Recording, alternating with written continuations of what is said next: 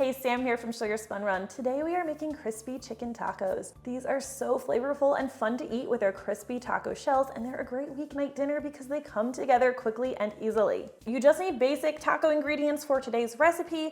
Grab yourself a large skillet, though I will also include notes on how to make this in an Instant Pot in the written recipe, and let's head over to the stovetop. Now make sure your skillet has a lid because you're going to need it to make the chicken nice and shreddable. And though this recipe starts on the stovetop, you're going to need to transfer these tacos to the oven to get them nice and crispy, so get your oven preheating to 425 degrees Fahrenheit. All right, let's turn our stovetop heat to medium, maybe just a tad above medium. And we're going to add about 1.5 tablespoons of cooking oil. I like to use avocado oil. Just don't want the chicken sticking. Heat this until it's nice and shimmering. You're going to need 1 pound of chicken breast, or you could use chicken thighs for today's recipe. This was about 1.5 chicken breasts for me. I cut it into smaller pieces so it would cook a little bit faster and a little bit more evenly. Once your oil is nice and hot and it's shimmering, we're going to add the chicken to the pan. And you're going to need 1 batch of homemade taco seasoning or 1 packet of store-bought taco seasoning. I'm going to sprinkle just a little bit of this, about half of it I should say, over the chicken while it cooks. You'll still have a little bit more left, and you should. This one needs a little more. Why did I put that one that way? Let's turn it. After about 3 to 5 minutes of cooking, when the chicken's starting to turn golden on the other side, we are going to flip it over. A thick layer there, I'm gonna smear it in a bit. Flip the chicken. After you flip it, sprinkle the rest of your taco seasoning over the top. It's okay if it seems like a lot. We're also going to add 1/2 cup of salsa. I'm gonna just sprinkle that over the chicken. My pan's getting a little hot. I'm going to turn the heat down just a bit. Keep it around medium heat. And then we have 1/2 cup of chicken broth. We're going to most likely need a little bit more in a bit. But I'm going to pour this over the chicken as well. And I'm going to immediately add my lid.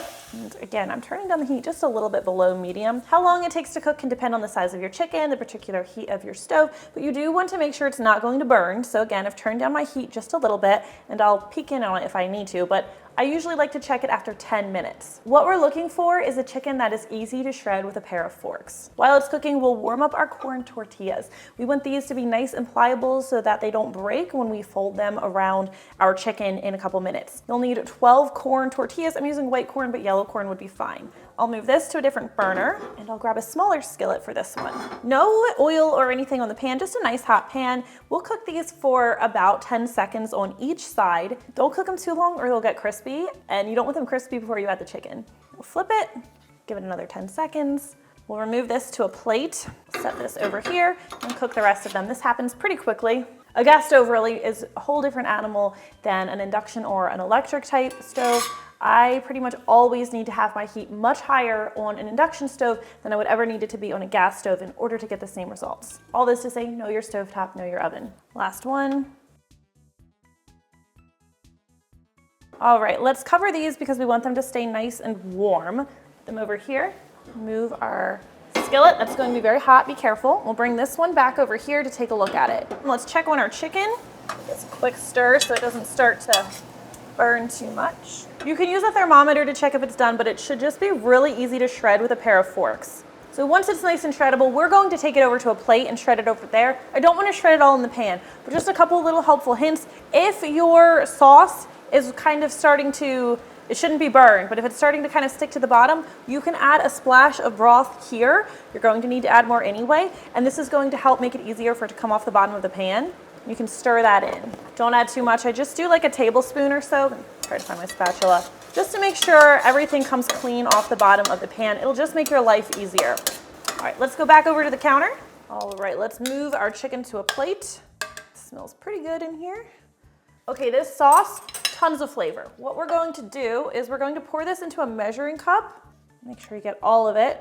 Now, if you use an Instant Pot, you'll have enough sauce, but when we cook this on the stovetop, we lose some of the liquid, some of the water. So we're going to add a bit of liquid back in. Make sure I get this well, scraped well, because I want that sauce in there. We want to have a 1/2 cup of this sauce, and if too much of the broth evaporated out of it, we're just going to add enough back that we get back to that 1/2 cup line. Sometimes I need to add a bit more than other times, but if you feel like you're adding a lot, you're probably not. You probably just have a really thick, concentrated mixture, so you're not going to lose a ton of flavor by adding broth back into it. So I'm going to mix this up, and I'm just using the tablespoon that I'm going to be using in a moment. Mix it. You can whisk it if you want. But before we get back to the sauce, let's address our chicken real quickly, and we'll finish shredding it. Shred it well so you don't have any large pieces of chicken in here.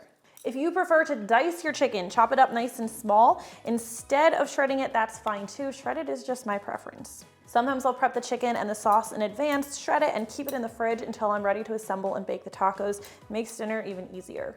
Let's grab our baking sheets. I bake these on 2 trays, and I will have my oven arranged so there's a rack in the upper third and in the center of the oven. Then we'll rotate them, but we'll talk about that in a moment. Let me make a little space here. All right, let's uncover our tortillas, which should still be nice and warm. And I do 6 tortillas to a tray. You'll need 8 ounces of Mexican cheese for this recipe. In this instance, pre-shredded is fine, so you can save yourself a little bit of time. We're going to put about a tablespoon of cheese on 1/2 of the tortilla shell. We'll do this for all our tortilla shells.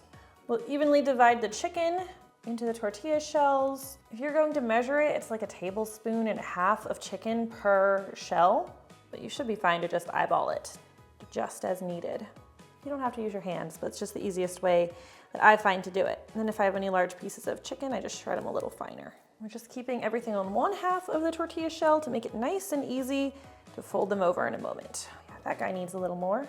Next, grab your sauce, give it another quick stir just in case it's settled any. We add less than a tablespoon of sauce per tortilla. It's like somewhere between a 1/2 tablespoon and a full tablespoon. But if you use a full tablespoon, you're not going to have enough for all of the tacos. And just drizzle it over the chicken. Try to get an even coating. It smells so good. Remember, if you try this, please leave me a comment and let me know what you think. It's also very helpful if you head over to the blog and leave comments there. That's kind of my main hub to everything. We wouldn't have these videos if it weren't for the website. So flavorful. I found that adding like beans and onions and things when cooking the chicken was really overkill and unnecessary. You don't need much, and then you'll have your taco seasonings on the side for when you go to serve them. All right, now we're going to top them with a little bit more cheese. This is about another tablespoon of cheese. And I kind of like it when the cheese is a little bit messy and sort of oozing.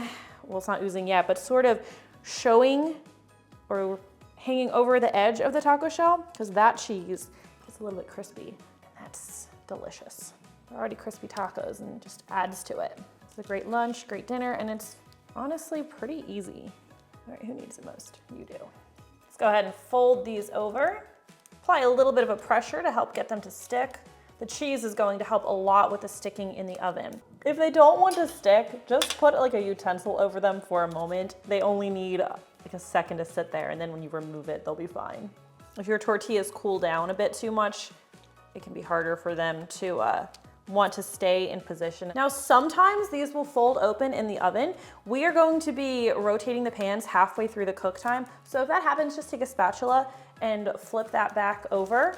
Now we're going to brush every taco shell with just a little bit of cooking oil. We're using avocado oil here. Olive oil would be fine. You don't want a ton, or it could make the taco shells greasy. You want a really light coating. I actually probably went a little too heavy. I was a little overambitious with the first one. Now, if you're baking just one tray at a time, bake in the center rack and start checking at 15 minutes. It's going to cook a little bit faster. I am going to bake both of these trays at the same time. One's going on the upper rack, one is going in the center rack, or if that doesn't really work out in your oven, if they're too close, you can do the upper and the lower rack.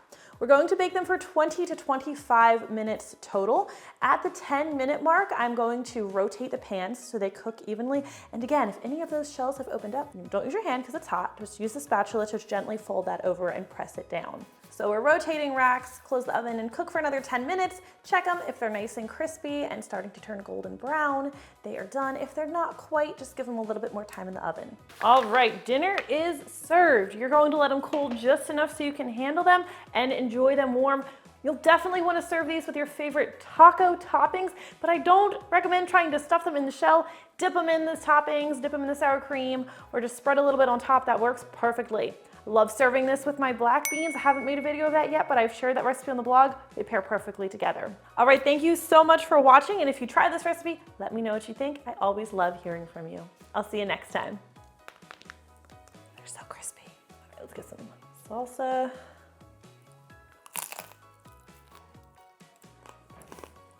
That's a good taco.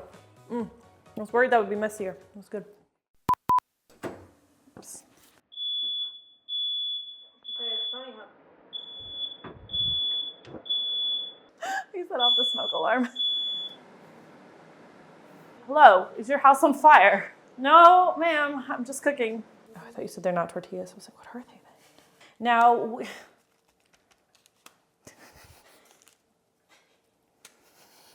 stay